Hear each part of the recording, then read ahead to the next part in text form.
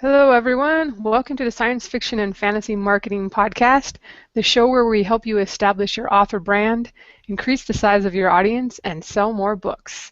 I'm Lindsay Baroker, and I'm here as usual with Jeffrey Poole and Joe Lalo. And we're on iTunes now. It only took us 10 weeks to get up there. So if you find us, you have lots of back episodes to listen to. So that should be good.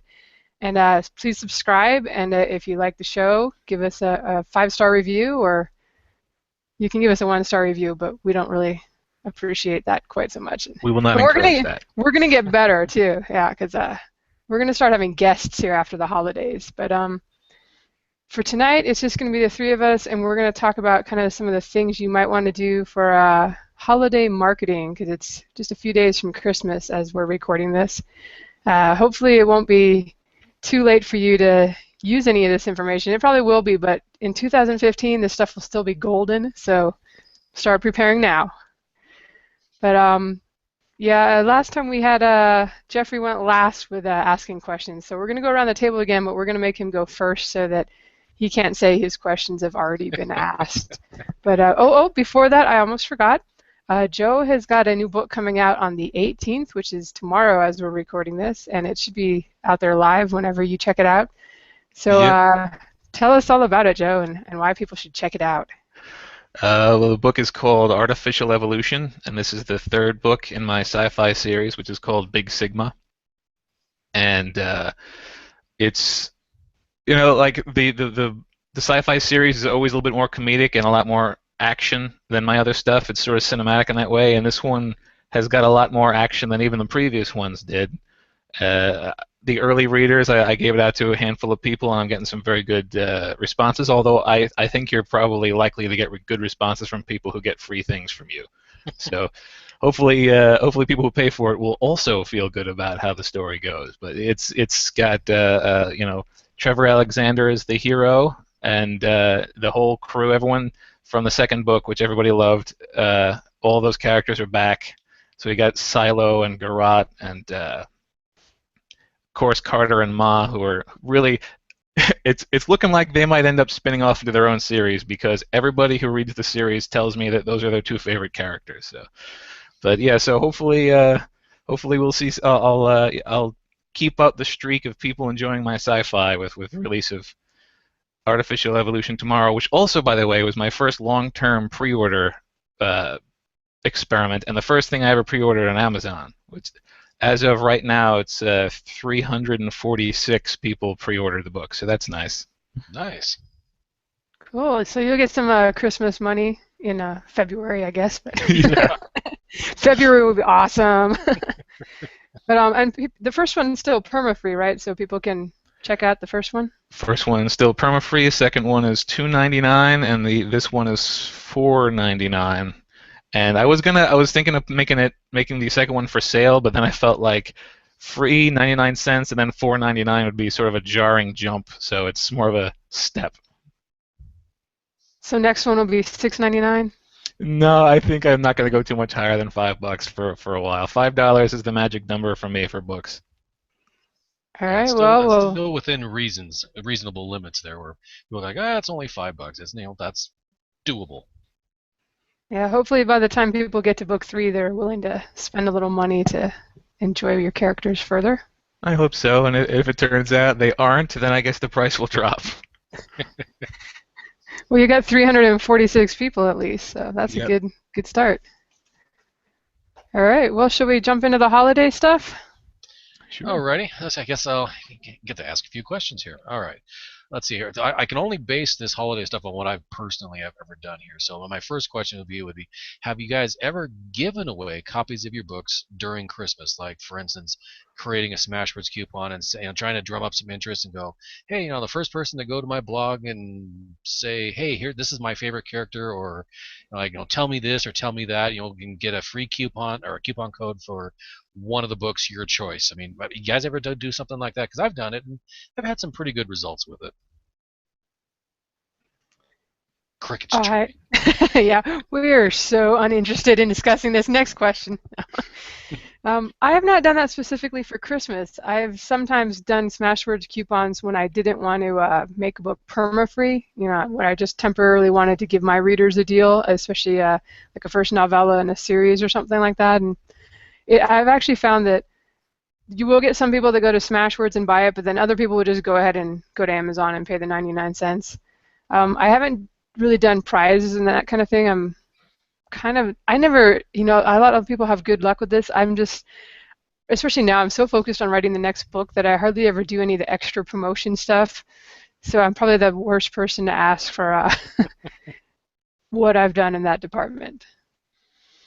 I give away my books frequently. Not always holiday themed, but I think in the past I have done some Christmas giveaway stuff, and I typically don't limit it to a handful of people. Like I will, if I'm going to make a coupon for the books to be 99 cents or free, I will make it for a month and just be like, spread the word. Like I'm like throwing candy off of a car, It's I don't limit myself in that way. But again, it doesn't always align with holidays. Sometimes a fan will say, "Hey, listen, I've had fans tell me that they couldn't get my books because of whatever region they were in, and they wanted them, or they had paid for them and for some reason didn't receive them, or maybe they were just making stuff up. I don't know." And I'd be like, "Well, I haven't given away any books in a while," and I will just make the thing and say, "Okay, everybody, if you get this code now, you can pick it up for free."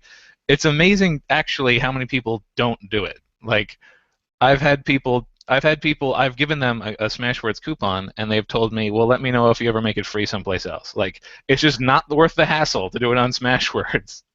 So, my giveaways have not been pronounced in their success, and they haven't always been holiday, but I have done giveaways, and I'm going to continue to do them because I like doing that. Charity is fun. All right. Okay. So I have this question that'll be probably more geared towards you, Joe, since you have more of your theme stuff. So you showed us your little plush toys and your sculptures and whatnot. Okay. So do you have a lot of that type of stuff lying around? And for instance, do you ever give that away to like say fans at Christmas time or any other holidays to say like, oh yeah, up for grabs? Like myself, I have a couple of hats that I printed up logos on and some notepads and decks of cards, that sort of thing. I can say, okay, well, first person that does this will win that, or else I'll take the top three winners or whatnot. Have you ever given away any merchandise themed stuff around the holidays? Well, I really haven't had too much of my merchandise. Like I've experimented a lot with merchandise. It's still sort of visible over there in the corner. Uh, but I have also. I just realized I got a rubber chicken back here. But I haven't had a lot of my merchandise prototypes go to fruition. So when I do physical giveaways, it tends to be paperbacks, autographed paperbacks, and I have given away on at least two occasions. I've done holiday giveaways where I would say, um, yeah, I would pick one or two people or one person for a full trilogy. So yeah, I have done physical giveaways, but never with any of my merchandise stuff because that tends to get to about 80% completion and then stall. I will say I have done book giveaways, signed books, and that seems to be something that fans really enjoy. It just feels like a lot more value than here's a free ebook, especially if they're dedicated, if they're following me on Facebook or my mailing list, they probably already have all the ebooks. But a signed paperback always goes over really well. And I have done contests. I had like characters, I had people design a hat for one of my characters that always has crazy hats and gave away some paperbacks and that kind of thing. It is a lot of fun for the readers, it seems to be. Although I would say if you do it at Christmas, really, do you want to have the hassle of shipping stuff at Christmas? Just think about that one. It's True. plus I don't know about you guys, but I have way more international fans that I would have guessed that come out of the woodwork and enter these contests. And so all of a sudden I'm paying like $25 in shipping to send a signed $5 book to the UK or gosh, I've had some from Africa and Australia and all over the place. So something to be aware of. Actually, that was a good point. 'Cause I just thought of that as I was talking to Joe. There is okay. You guys have. I've got a lot of international readers as well, and yeah, it never fails. I start out one of those little giveaways or contests, and I've got fans popping up out of everywhere. Iceland, New Zealand, Tasmania. And I'm just looking and going, oh God, please don't let one of you guys win this, because man alive, if I do, that's going to be a hefty bill. So the question would be, is what's it's not really holiday related, but what shipping service do you guys use when you ship a book out internationally to get the cheapest rate? I don't- I use just the standard. I have sent stuff using UPS, and it was very, very expensive, so I didn't do that again. And then I ended up just using U.S. Postal Service for my stuff. When it's in country, Media Mail is fantastic for sending books. Definitely. And out of country, I guess it's whatever Parcel Post or whatever is the cheapest one that they had. Yeah, I don't have any special shipping tricks. yeah, me either. Also found UPS is more expensive. And what was I going to say? Oh, apparently you can no longer select the option to have it go on a boat to the UK or Australia. They're going to put it on an airplane, and it's going to get there faster. But I guess they used to have like international media mail probably like 10 years ago or something. Apparently it's not a thing anymore. Because I asked, I was like, is there any way this could just take like 8 weeks to get there for less money? Because I'd be cool with that. Yeah, I had to ship a book to last year. I had to ship a book to a fan in Australia, and it was probably 2, 3 weeks before Christmas. And I would remember walking up to the UPS store at the place here in Havasu, and I was like, and they're like, okay, so how do you want to ship this there? I'm like, it could go by canoe. I don't really care. And they're like, well, you can send it this way, which is like 20, or this way, which is like 60. I'm like, oh man, let me think about this. He's like, well, no, you got to understand, either it'll arrive by Christmas or it'll arrive by Easter. I'm like, right now. Easter's fine because it's just so freaking expensive to ship something out. I felt bad. I had a client that wanted for Christmas season, they wanted me to personally sign 3 of the books that I have and ship it to them so they could give it to a family member because that really liked the books. And I was like, okay, well let me look in to see how much the shipping would cost just to get it over to London. It's like that shouldn't be bad. Okay. Walked in the UPS and I damn near fainted because they said, "Oh yeah, okay, for those 3 books, and bear in mind they're the trade back size. They are the 6x9s." It's like okay, they're not that bad. They wanted, I think it was 95 some odd bucks just to get it over to London.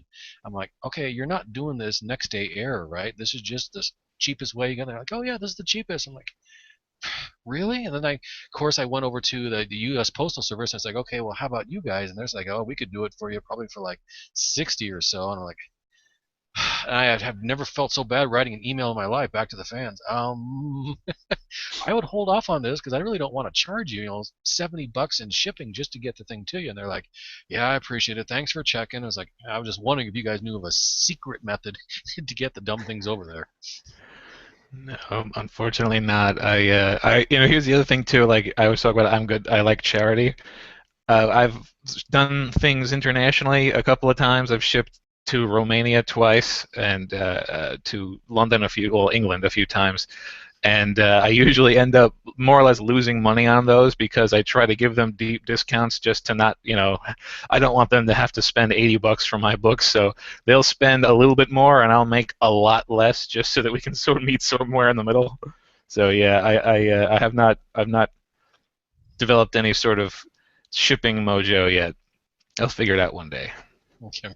And one of the other questions I have now, going back to the questions here, is with regards to Christmas times coming up, have you ever given anything to the fans? Like, for instance, have you ever thought to yourself, I wouldn't mind writing like a little, even though I know you Joe, don't really do short stories too much, but thinking like, okay, I'll just write a quick little holiday theme type for whatever holiday it happens to be around, holiday themed short story, and then make it available to the fans, just as a little, hey, thanks for being fans sort of thing.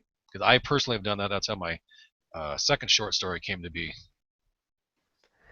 Yeah, I actually did this last year. Right before Christmas, I got one of my books was nominated for Goodreads Choice Awards. And I told the guys, thanks a lot, and I kind of to encourage them, like, please go vote, because you had to vote like 12 times, I swear, for these books, and it seemed like such a big imposition to ask people to keep voting. So I was like, well, if I make it to the semifinals or something, I'll write a holiday story, and I did. So I wrote like a 10,000 word Solstice Fest story. It's tough when you write epic fantasy because it's not like you can say it's a Christmas story. It's a totally made up world. So. Yeah, I have not. I do occasionally throw stuff up on. Like I said, I've done character interviews, which at least one of them was framed like a short story because the character really would not have worked out well in an interview. I really need to look at how other people do character interviews because I've done them in 3 or 4 different ways. I'm still not quite where I want to be on those. But I could certainly see doing a sort of a fourth wall breaking holiday themed character interview for the fans because that might be fun, particularly if the characters are confused by why they're being asked about a holiday that is, from their point of view, fictional. So might be worth messing with. Yeah, I kind of had fun. The short story I did, I called it Winter Wonderland. I mean, I've got my made-up magical world, and I've got our world. And the premise behind my books there, like they've got a portal that'll take us from our world to their world. So just for kicks and giggles, I decided to have a couple of people from the magical world visit our world and to try to explain what a shopping mall was and how let's go riding on a snowmobile sort of thing. So it was interesting getting into that mindset of what they must be experiencing as they're seeing all this stuff there, because they don't care about the actual Christmas holiday. They're just saying, okay, they're having fun. Okay, we can have fun too, sort of thing. It was fun, and the fans loved it. Do you think, kind of from a marketing perspective, that this could be a way to get new fans to try out your series? Like when you did it, was it kind of a story that could stand alone? Yeah, I deliberately wrote it for if someone wanted to actually came across it and started reading it, so they at least have a little bit of a backstory on who these characters were and what they were doing. Actually, I had quite a few people actually, they'll tell me that they really enjoyed, coming across an author that actually took the time and just give like a little side story about, how like a fun little interaction ordinarily that wouldn't make it into a book, but it was just a fun little, quick little read. It was like a little less than 10,000 words, where they could actually just say, okay, this is a fun little thing that's going on, that happened between, I think for mine it was books 2 and book 3, maybe book 3 and 4. I can't keep track of them anymore. But it's just they actually like, yeah, no, I wish more authors would do that, because it was just a lot of fun seeing what these people are doing on their off time, so to speak. So it worked for me really well. That's good. All right, and shall we? Let's see. Oh, you had something else? No, I was going to ask if you wanted to shift to Joe's questions, or if you're got another one. Well, see, that last question is actually for you two, since you're both pro writers. How do you handle managing your time at Christmas? I mean, do you actually still try and allocate certain time, number of hours each day to try and write, or you're like, what? There's so much stuff going on at Christmas time. I'll just pick this up after the year, after the holidays pass, sort of thing. I have a hard time taking time off, so I actually just got back from a cruise. I did like a last-minute cruise because it was so cheap. That is the nice thing about working at home; you can just get away. But yeah, my editor sent back an edit, so I was working on that one day, and I was trying to finish something to send off to my beta readers, so I was working on that another day. So I get twitchy when I don't have stuff to work on. So I'm still working pretty much, almost every day I do something. Every now and then I take a weekend day and go hiking or something where I can't have my computer with me, but yeah, I just keep working. Yeah, we saw you checking in from, what was it, the Honduras? Yeah, the internet wasn't real good, but actually that's good. I'm more efficient that way because I can't check in very often.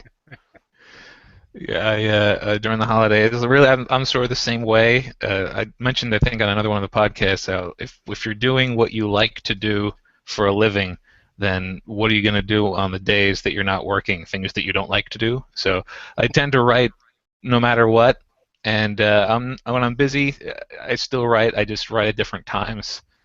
And I find here's what's funny. I will say, okay, no, today is going to be the day that I do Christmas shopping. I'm not going to write. I'm going to do Christmas shopping.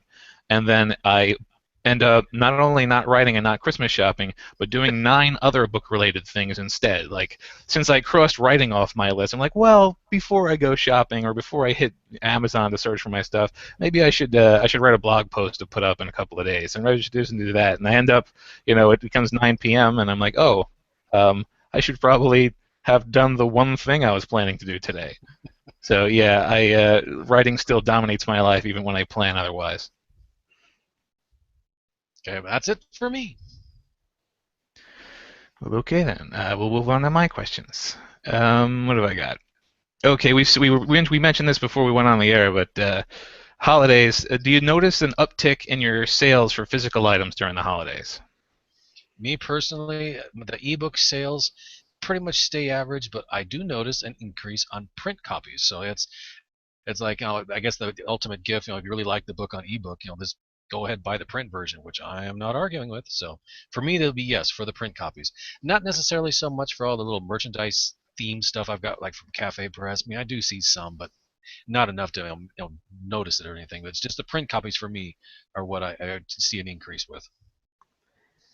Yeah, I also definitely in November and December see a lot more sales at CreateSpace. I think I try to price my paperbacks as affordably as I can, so I don't make very much on the sale of each one.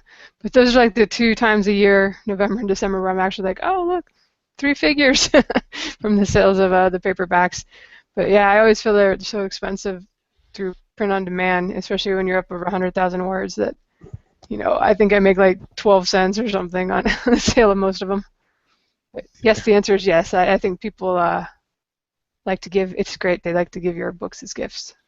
Yeah, likewise. I sort of don't even check CreateSpace most months because again, yeah, it's double digits. It's a couple, $15 or $20 some months, and I just brought it up to see how it compares. November, which is another spike month, I sold 45 copies, and this month so far, which is only half over, I've sold 95 copies. So it's definitely a good month to have paperbacks, and it's times like this that I realize I should have paperbacks of all of my books as opposed to just the main ones, because that number would be considerably higher if I had more products for sale.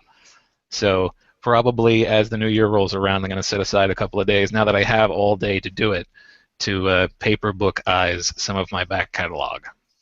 The operative word there being probably. Probably, yeah. We'll see if next holidays I'm like, oh yeah, I forgot to do that for the entire 365 days since then. Yeah, I've only done it for my main series and 2 books that are related to that series, and I just now did the steampunk ones, the first 3, so I'll be curious to see if any of those sell.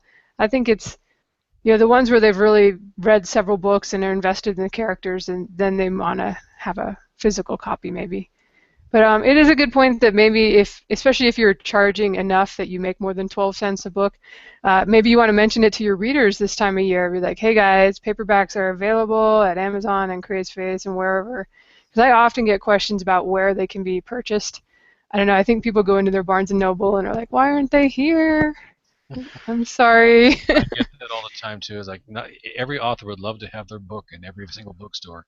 You need one mother of a bookstore to fit everything. So at least they can order them. Yeah, yeah. I've met people at conventions who are like, oh, we tried to pick up a copy of your new book on the way here, but they didn't have it. It's like, yeah, I could have told you that. I'm sorry. But yeah. So yeah, good reason to have paperbacks. This time of year is a good reason to have paperbacks. They will honestly pay for themselves this month. No matter how much you paid to have them made. So get them ready for Christmas. All right, my next question on here. Are there holidays besides the big consumer holidays, which I suppose would be Christmas, well, the Christmas season, and Black Friday, which I guess is the beginning of the Christmas season. So are there any holidays besides these that you like to celebrate with promos? For me, it's pretty much this time of year. I mean, I don't really notice any other change for any other of the holidays, so until I do, I don't really mess with them too much. So for me, that would be a no. Also for me, although now that I'm writing those science fiction romances under the pen name, I would probably have to do something for Valentine's Day for all those ladies out there who didn't have a date and want to curl up with a good book, or their date was lame and they'd rather escape to some adventure. I have seen, in fantasy, I think that you don't really think about it, or at least epic fantasy, where it's set in another world, because obviously you're not going to have Easter and Valentine's Day and all these things. But I've noticed, like, with the contemporary stuff set on Earth, that I will see a lot of people taking advantage of that, especially in romance, in contemporary romance. You'll see a lot of, especially Christmas, but even some of the smaller Halloween and that kind of thing. People, they seem to sell well because I'll see them in the charts right around the time where, in October, of course, Halloween. And surprisingly, I've seen quite a few of those in the science fiction romance section. There's one with Easter and dragons. I guess that's more of a fantasy, but I was like, you did a special Easter story? Okay, but it was selling. That author's really prolific. So it's not something I've done a lot of now in the past, especially with fantasy, but I think if you're doing science fiction that's set in the future, our future, then you can use our holidays. I probably wouldn't write a whole novel, but a short story, sure, why not? Why not take advantage of it? Yeah, I have celebrated celebrated holidays that are like only holidays for me. Like I've given away stuff on my birthday, and I've also the anniversaries of book releases, which is sort of redundant because one of the books released the day after my birthday, so I do like a little punch right about then. January 28th was the release of the book, so I'm coming up on the 5th anniversary. I should really plan something. And I was thinking about this because I have one book that's not a series, the other 8, which was my failed release. If I was to make that a series, that's set in modern day. I could do whatever I want with actual holidays. But I have the sci-fi series, which is set in this setting, but the future. And I think it'd be funny to have a holiday that's not a big deal now, be a really big deal in the future, like have an Arbor Day thing, be like every planet celebrates Arbor Day. It became huge at some point between then and now. So it'd be kind of funny to sort of claim a holiday for a series just for fun. So I might do that. I was going to do that because in my world, I made Buddhism become a really big religion. So I was actually like over on Wikipedia looking up like what are the biggest holidays in Buddhism, and there are these crazy things like, yeah, we race boats on the river for this holiday, or it's a fishing holiday. It's like I don't know if I could really see that becoming a big commercial thing or not. All right, and my last question we sort of went over. Which was, have you considered doing I have it written down as, have you considered doing the old cartoon standby of having a Christmas-themed story, even if it means suspiciously creating a Christmas-like holiday in your setting? So we already sort of went over that in an earlier question. So let me see if I can riff a third question on my own for the holidays. Should have Jeopardy music playing. Yeah, I was like, I need to come up with one right now. Oh, actually, let me go off script for a second. Speaking of Jeopardy, did you hear that Alex Trebek is quitting? I thought he retired. I thought I heard that a couple years ago. Has he been like in the process? Yeah, well, it's happening apparently. So Alex Trebek quitting. You heard it here first. Or 2 years later, whatever. 2 years later, whichever happens to be the truth. All right, so we'll say this one here. I have seen a lot of people in terms of giveaways, especially people who don't have paperbacks. I have seen people doing giveaways for like Amazon gift cards, and on a couple occasions I've seen people giving away autographed Kindles as like some big contest prize. So have you ever tried to sort of foster interest in your ebooks by giving away something which would facilitate the purchase or consumption of ebooks? Just other copies of said ebooks. Like if ebook number 3 is coming out, give away a few copies of ebook number 2. These gives you an opportunity to start talking about it, and that raises all the fans are going, oh, giving away number 2, why? And oh, number 3 is getting ready to come out. Now might be a good time to get started on this series, or so forth. I've done that a few times. Works fairly well. I have given away gift certificates on Amazon, but just as prizes to like people, I think probably for that hat contest and some other things I've done. Not in the marketing spirit of things. I really don't think that works particularly well. I think the self-publishing guys gave away an iPad at one time, and it didn't result in any more sales. I'll see people do it for sign up for my newsletter and be entered to win a Kindle or an iPad, and those aren't the people that you want on your newsletter. You just want your fans on there that have already read your books and want to buy your stuff. That's my take on it anyway.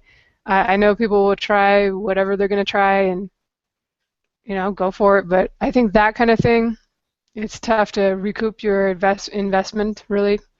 I would say at least if you do it, I have seen like 12 authors go in and give away a Kindle that came preloaded with their ebooks. So that at least makes some kind of sense, I think. But probably not something I'll do. Yeah, me neither. I agree. I find that when you do like a big money giveaway or a big prize giveaway like that, that's not specific to people who would be fans of your stuff, then you do end up getting people who are just, I want things. The gimme people are going to show up, and those aren't valuable to you in any way because they weren't potential customers because they wouldn't have bought your stuff, and they aren't going to become customers if they win.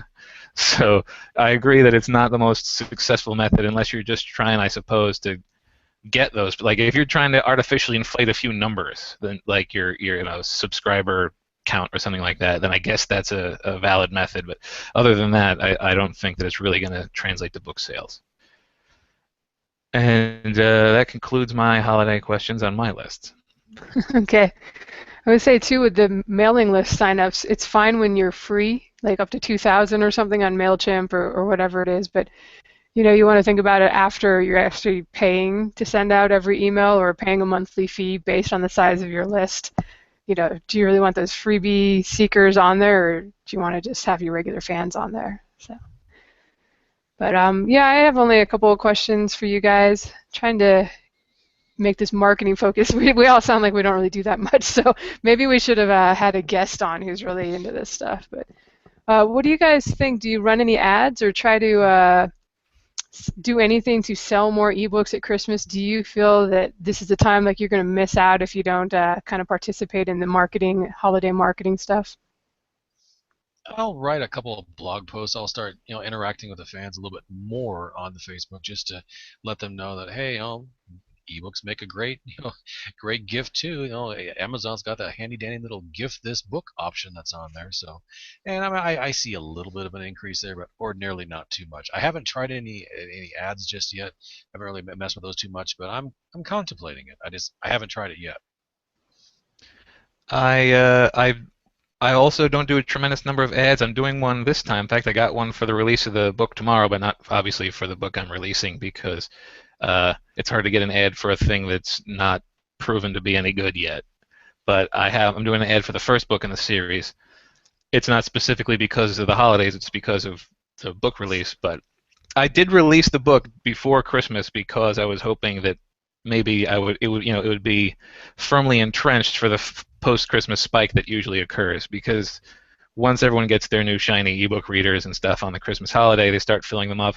And I suppose that means I should have run it on like January 1st or whatever, but I tried to make sure the book would be available at that time. So I can certainly see the usefulness of doing an advertising bump right before or right after Christmas, like right before Christmas if you have physical stuff, right after if you are hoping to hit the ebook numbers. But I haven't experimented a tremendous amount until this year. Yeah, I think that unless I kind of I just had a new release too, and so I did try to get a BookBub ad. This is the hardest time of year I think to get those because I think everybody's out there trying to sell stuff at Christmas. So I have one for like January 15th. I'm like, oh, well, a month later, I guess I won't be too picky. BookBub is good no matter when you can get it. But I did see that everything was kind of filled up and it was hard to get stuff. And that makes me just want to like say, forget it. It's, I think we were talking about before the show that it's probably you're not going to sell a whole lot of extra ebooks before Christmas. People, maybe you can get a few people to give them as gifts, but I think maybe the physical books would be better to emphasize this time of year. And you just ask yourself if you really want to be stressed out because you're trying to join, trying to get some ads, and it's a little crazy. You're trying to get the attention, and everybody's trying to get everybody's attention. So, I agree. I do it kind of around whenever I have a new release. That's when I put some effort into marketing that series, and I'm not worried too much about the holidays so far. But I guess my other question, we kind of already answered it. Do you think it's a hard time of year if you do happen to have a new release? Is it harder or easier? Do you think it'll be better because you're releasing it before Christmas? I can't personally answer that, but Joe, go for it. Well, I chose this. I say that I chose it because I was hoping to get in on some Christmas sales, but I also chose it because it was the magic distance from when I was like Mark Coker. If you ever actually speak with Mark Coker, he's very big on pre-orders. He very much sees the value of pre-orders, particularly in iBooks, because a pre-order helps you spike your day one sales, or day one sales ranking, that is. So I was setting this up way back, months ago. And I was going to release it whenever I was going to release it, and I spoke to Mark Coker in person at Book Expo America, and he said that he wanted me to have as long a run-up as I could, so I've set the release date as far out as I could while still being in 2014, because I wanted to make sure I did a certain number of releases in 2014. So it was less about trying to hit the holiday and more about trying to maximize the pre-order. And I really think that because of the frenzy of everyone trying to get their stuff noticed as a gift option, that it probably is a harder time to do any promotion. I had my first ever BookBub rejection. I don't really try for BookBub that often, but my first ever rejection was when I tried to run an ad related to this release because it was during the holidays, and I'd like to think it was because everyone was trying to run ads during the holidays. Could be that I just wasn't good enough that time. But yeah, I think probably the scramble of the busiest shopping season of the year makes it a little bit harder to get noticed.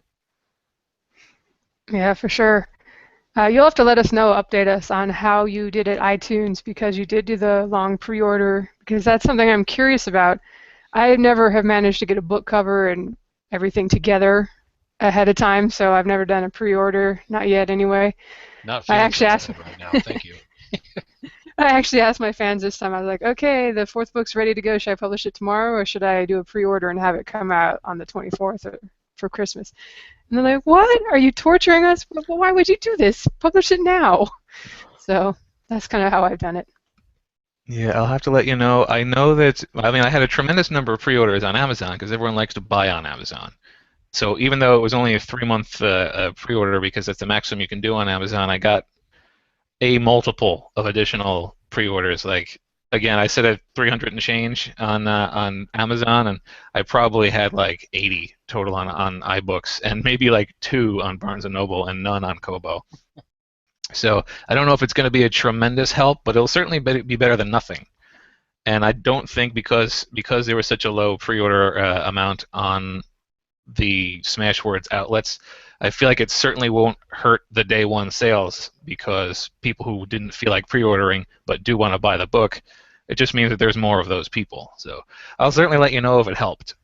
But as it is, I don't think that unless probably I didn't adequately market my pre-orders on iBooks. But we'll see. Time will tell. Yeah, maybe 80 sales, if they all drop at once, maybe that could actually get you on a front page in Sci-Fi or something on iTunes. And I know in Kobo that I'm always surprised when I have like a ranking of like 5 in steampunk or something. I'm like, I sell like 3 books a day here from that book or something like that. So in some of the smaller outlets, it takes a lot less than, on Amazon. Unless you're selling like 500 a day, forget it. You're not going to be anywhere. Yeah. All right, I guess I had one more question, but what was it, you guys? Oh, yeah. For any other holidays, this is a professional show. We are totally on the ball here, everyone. But I was going to ask, have you had any experience doing book releases on any other holidays, and was it good or bad? All my book releases have been near the end of the year, typically, like September, October, whatnot. I don't really try and shoot for any holidays because, Magical Kingdom, they don't. None of our holidays exist over there, so I've never deliberately aimed for one. So, for me, again, the answer would be no. In my case, there's the ill-fated The Other 8 release, which was released on April Fool's Day, which is not. I don't know if it counts as a holiday, but it was not the best decision. I've also released very near to the 4th of July. And again, these are usually not decisions based upon... April Fool's Day was a choice because it was a satire book. But usually my release dates aren't based upon... They're based upon when the book was finished and how much time I think I need to market the book, and less upon when the actual release date is. So... I think you can do a themed release, particularly if it's not the sort of holiday that I think you can be lucky and have a good release on a holiday where people are aware of it, but people don't necessarily have a lot of activities surrounding it, so they won't be busy on that day. So no one really has April Fool's Day parties, so in theory it would have been a good day, but again, April Fool's Day, the one day of the year when you really sort of have to distrust everything you see on the internet that day. So announcing a book sale of a book that doesn't make any sense on that day probably was a recipe for disaster to begin with. But on holidays where, again, like 4th of July, people are going to have stuff to do. And Christmas, like, you don't want to release a book on Christmas. I think it's probably a terrible idea. But if it's a holiday like, Veterans Day. Veterans Day, exactly. I think You're you can off pick, and there's nothing to do, so you read. or Labor Day or something like that. You can do Groundhog Day. Yeah, really any holiday. I think you could do a release on a holiday and just sort of ride the buzz of it a little bit. but it has to be a minor holiday where people aren't going to be throwing a party or just being too busy to do anything. So I might line up, like Labor Day might be a good release time because it's in the summer, and like summer is a book purchasing lull, so probably not a lot of people are pushing books at that time. So maybe Memorial Day. If you have books that fit that theme, like if you have a military themed book and you could release it on Veterans Day or Memorial Day, that would sort of make sense a little bit.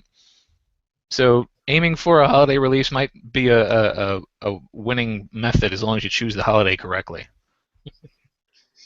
Yeah, I Just not April Fools. accidentally did one on July 4th weekend last year, and it was fine, but I felt that there were less sales than usual kind of that weekend. I think everybody's not at the computer. I've tended to find that the work week is the best time to release stuff because, gosh, a lot of people are surfing the web from work. And that's like the most active time on Twitter is 9 to 5 Eastern time in the US, and if I tweet something at night, it doesn't get retweeted at all. But some stupid thing that there's no reason to retweet it, I get like 10 retweets because people are on their coffee break or supposedly they're at work. I don't know. So I'll probably avoid holiday weekends in the future would be my thing.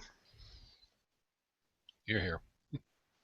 Yeah, or at the very least, when I make my choices, if I'm not aiming for a holiday and I hit one anyway, I got to make sure. Like I got to check on the calendar not only for, actually, this is not really a holiday question, but it's a question nonetheless. I notice a lot of books release on Tuesdays. I think Tuesday seems to be a major book release day. Do you think that it's best to release on Tuesdays like the big books do, or to specifically avoid releasing on Tuesdays because the big books do? I tend not to. Yeah, I don't pay much attention to what they're doing. I'm never really that optimistic that I'm going to make a bestsellers list or anything. So, unless I'm in a bundle or whatever with other authors, but it might be sure what maybe you do it on Thursday instead. Usually, to get onto a good list or to get high in a category, you need to have momentum over a few days. So I'm not sure one day really matters that much in the grand scheme of things, but if it doesn't matter one way or another, maybe go for Thursday, Monday. Yeah, I don't think it. I've never even paid attention to which day of the week it is. I couldn't even tell you on any of the books that I've released which day of the week it was. Just like, okay, when I'm finished, all the puzzle pieces are finally put together. There's the cover, there's the inside. Okay, go. And I don't really care what day of the week it is. All right. Well, I will point out before we leave here, just in case anybody does listen to this in 2004, that Amazon is giving away 6 months. Yeah, 2014. That too. 2024, whatever. This year, 2014, Amazon is giving away 6 months free in Kindle Unlimited to people who get new Kindles. So, I'm mostly not into doing the exclusive thing. I have been doing it with a pen name, so I'll kind of be checking that out this year. But if you are kind of on the fence right now and have a new release coming out, a lot of people are going to have those extra borrows that they can spend for the next 6 months. So just something to think about. You might want to, if you've been on the fence and thinking of trying Kindle Unlimited, KDP Select, now might be the time. Yes, indeed. Good to know. This is another little bit off-topic thing before we end. But on the subject of Kindle Unlimited, I've been reading about people who have been doing auto-generated 10-page gibberish books, which, as a result of opening them and ending up on the first page, the person has read 10% of the book and therefore gets a borrow. So there's this entire there's this whole scam really based around having a 10-page book on Kindle Unlimited. And I know that is Kindle Unlimited also a pool like Kindle Select where there's only so much money to go around? I haven't really looked into that too deeply. Yeah, I don't know, to tell you the truth. It is. Yeah, they change the amount every month. Sometimes they add to it. Last month was $1.39, I think, for November for how much you got per borrow. I'm sure they're aware of the scammers. It's all over K-boards. There's always a thread about somebody scamming, and I think that I saw something about groups of people that getting together and subscribing and then checking out each other's books to artificially inflate the sales ranking. There's always something going on. Yeah. whenever they set rules, there's always someone that can figure out a way around them. I would guess eventually that Amazon's going to decide that 10% thing is not good enough, or base it on word count instead of percentage or something. Yeah. They usually figure it out eventually. Yep, they do. Until the next thing that can be scammed on. All right, well, I guess that's about all I've got, guys. That's all I've got. Yep. Go check out Joe's sci-fi trilogy space opera. It's a space opera, yeah. I'm on like page 8, so I don't know that much about it. I've met T-Lex. Is that his name? Yeah, he's got like 9 names in the first couple of chapters, then he settles on one. But yeah, he's T-Lex. Okay, check it out, guys. All right, take Thank it easy. you. Until next time. Alrighty, bye-bye.